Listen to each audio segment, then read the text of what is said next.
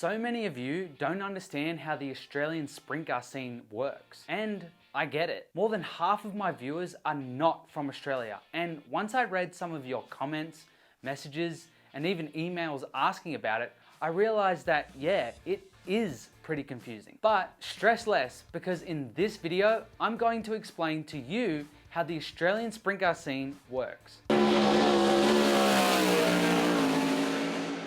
This video has been made possible by onlytrucks.com.au. No matter whether you're buying or selling a prime mover, a tilt tray, a rigid, a water truck, a refrigerated truck, a tipper, or even a crane truck, onlytrucks.com.au is the solution for you. You see, unlike other vehicle selling platforms, OnlyTrucks doesn't charge the buyer a huge fee every single time someone clicks on their ad, only to then pass it on to the customer. Instead, OnlyTrucks charges a monthly fee for dealers and a one-off fee for private sellers, allowing sellers to sell and buyers to buy at the right price. But wait, there's more. Their alliance with Credit One Finance provides an inbuilt finance indicator, instantly letting you know possible repayment options and offering low-rate finance solutions on the entire OnlyTrucks range. The whole process couldn't possibly be simpler. They truly are the one-stop shop for trucks, OnlyTrucks.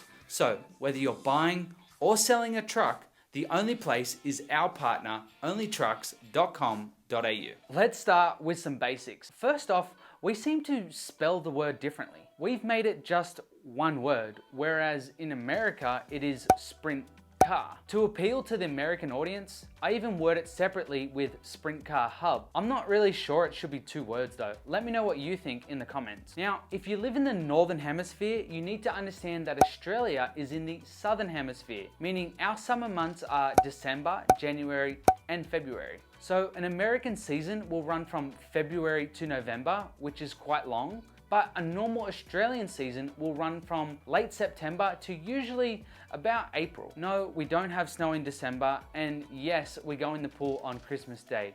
And yes, you should click subscribe to the Sprint Car Hub YouTube channel. I can see that the majority of our viewers haven't yet clicked subscribe. It truly does help us continue to make unique content like this for you, and it ensures you won't miss a single video of ours. It's just a click. And if you like our content, you'll love the range of Sprint Car Hub merchandise. We've got quality hats, shirts, hoodies, drink bottles, and so much more that is perfect for when you next visit a dirt track. And I personally pack every single order, so head over to sprintcarhub.com and grab yours. Probably most important to explain is that Australian sprint car racing currently has no national series like the World of Outlaws or High Limit Racing. We used to have World Series sprint cars, which came to life in 1987 and held events all over Australia. In its longest form, the series ran from November through to April, although typically it was run from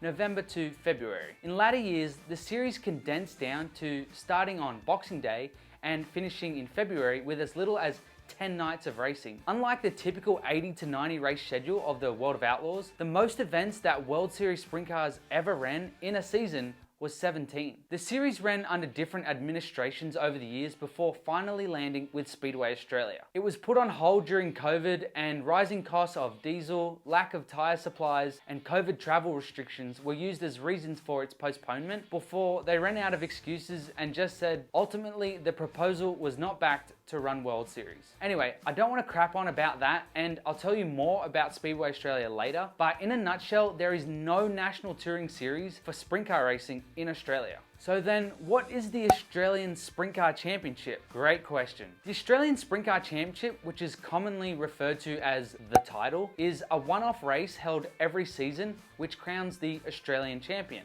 Unlike the Knoxville Nationals, for example, the race itself moves to a different track every year, and the winner gets to use the number A1 until someone else wins the Australian Sprint Car Championship. I love this race, and the USA doesn't really have anything like this. The title isn't known to run on a particular date or even the start or the end of the racing season, but instead is usually run on a date that makes sense for teams to travel to that particular area during the season. Although I'd say it's a fair argument that maybe the title should be run over a series rather than over a single weekend event at one track. For the most part, it's these one-off style events that are littered throughout the calendar that make up the Australian season. Whilst the title is sentimentally the most important race of the year to me personally, it's fair to say it isn't perceived that way for everyone. The Australian sprint car season really begins to heat up from Boxing Day, the day after Christmas, when there are major events held throughout Australia with bigger prize purses on offer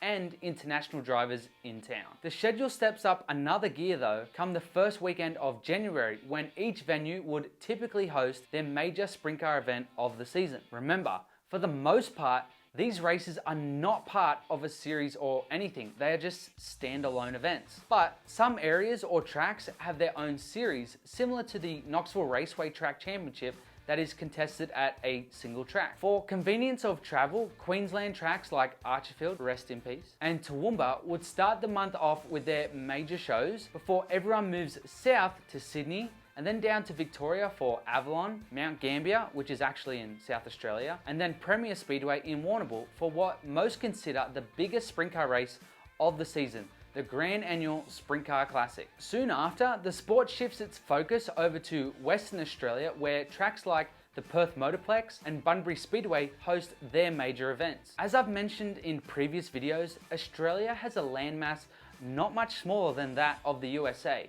But in every other critical area, we are A lot smaller. Our population is nowhere near that of the USA, and the vast majority of us reside along the edges of the country. With that, we have way less tracks. If I were to list all of the prominent Australian speedways that can and do host consistent quality 410 sprint car racing, they'd be Northline Speedway in the Northern Territory. Queensland has Toowoomba Speedway and the new Gladstone Speedway. New South Wales has Eastern Creek Speedway, which at the time of making this video is closed. Victoria has Avalon Raceway, Premier Speedway, Simpson Speedway. South Australia has Borderline Speedway and Murray Bridge Speedway. Tasmania has Latrobe, Hobart and Carrick. And Western Australia has the Perth Motorplex and Bunbury Speedway. Even then, some of these tracks would be fairly considered by Americans to be quite small and narrow. Even as a sprint car snob, I will say that just about all of them produce great racing. But you can see just how far spread apart these tracks are. Imagine that in the USA. Australia also used to have tracks located in almost all of our major cities, which I'm not sure has ever been a thing in the USA. And before anyone gets offended, yes, there are a lot more dirt tracks in Australia. Speedway Australia has almost 100 tracks that run under them, but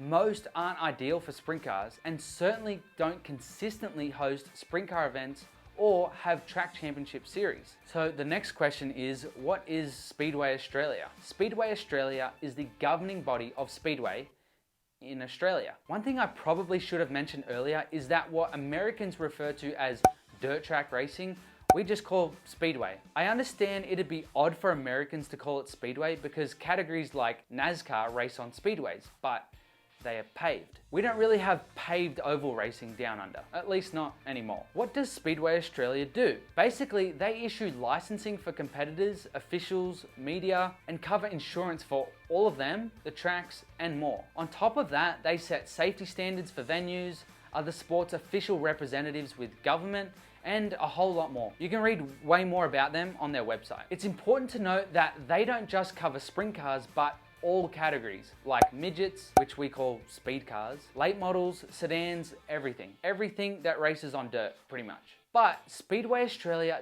don't make the rules for sprint car racing in Australia. That role is for the Sprint Car Control Council of Australia, or the SCCA for short. So Speedway Australia is the governing body and the SCCA is the sanctioning body. The SCCA sets the racing rules and technical regulations for the cars. Under the SCCA are a bunch of clubs and each sprint car is registered through them. I know what Americans would be thinking watching this video. Why does all of this crap exist? In America, you can pretty much build a car, turn up to the track, tell them your name and number, and hit the track. I've done exactly that. It's wild. In fairness, probably a little too wild, and probably why there are some real shithole racetracks that probably shouldn't be allowed to run races. In saying that, Australia could probably be considered over-governed. The club's members, which are the racers, have meetings, vote on possible rule changes, which then get put forward to the SCCA and all of that stuff. These clubs, known as state member clubs or SMCs, are in every state, which is where cars get their number prefix from. As is pretty common in sprint car racing, there is a prefix letter attached to every Australian sprint car's number, which indicates the state club that the car is registered under. So if a car is registered in Western Australia, the number will start with a W. New South Wales has an N, and for the most part, you can pretty much work out the rest. I'm trying to make a video that doesn't have much of my opinion in it, but I really like this about Australian sprint car racing. Note that the prefix represents where the car is registered, not where the driver is from. Overall, Australia would have less cars, but with less tracks and therefore less events, for the most part, we don't seem to struggle too much for car counts. In fact, the Classic draws a ridiculous amount of cars, which has been as high as 120-ish in recent years. In Australia, you can get a heads up of how many cars will be competing at a particular event, as drivers have to nominate. Nominations, which can either be free or come with a fee, allow promoters and fans to know who intends on racing at an event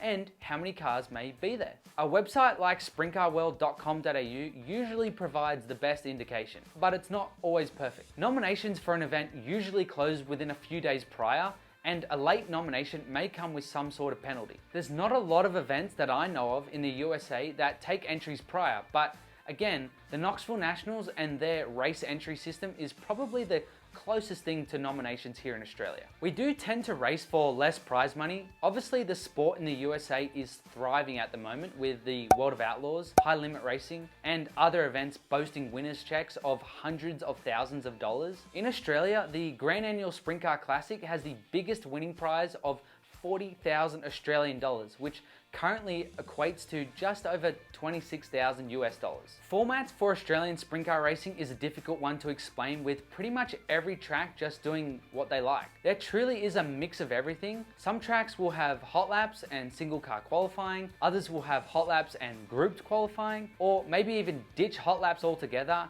and run group qualifying over 5 laps or so each. And some qualifying might mean the entire field qualifies against each other, or that drivers only qualify against their seeded heat group. Heat races are likely to be lined up fastest to slowest, inverter 4 or 6, or something similar to that. We also tend to have a mix of dashes, pole shuffles, which Americans call King of the Hill, or a shootout, which is basically a series of timed hot lap groups of 4, with the slowest 2 cars being eliminated and the fastest 2 cars moving to the next round until the first few starting rows of a feature are set. Honestly, you'll just have to pay attention to the format on the night. It is difficult to follow at times. That's not me being opinionated, that is the honest truth. And I know for a fact that most of the time, the majority of competitors don't even know the format that well themselves.